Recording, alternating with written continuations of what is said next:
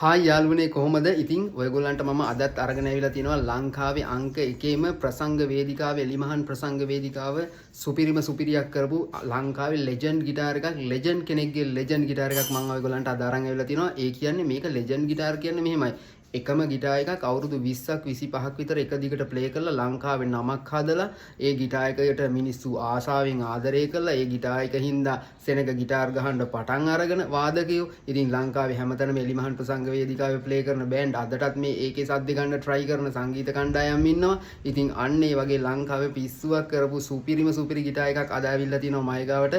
ඔයගොල්ලෝ බලන්න මම කොච්චර වාසනාවන්තද මේ වගේ ප්‍රසිද්ධ වාදකයන්ගේ ගිටාර් මට නිතරම අත ගන්න හම්බ වෙනවා. ඒ කෙනෙක් එක වැඩවලට අපේ ගෙදරට අරන් ඇවිල්ලා බලමු අපි ගිටාර් එක කොහොමද කියලා. දිනවා සනිදබ සංගීත කණ්ඩායමේ ෂාන් ඩයස් මහත්මයා අවුරුදු ගාණක් ප්ලේ කරපු යාගේ ගිටාර් එක. ඉතින් මේකේ ටෝන් එක ගන්න ගොඩාක් කට්ටිය අදටත් try කරනවා. මම මේක හොඳටම දන්නවා. ඉතින් මේක මේ අනිත් 612A ගිටාර්ස් වගේ අනිත් Yamaha ගිටාර් වල වගේ නෙමෙයි.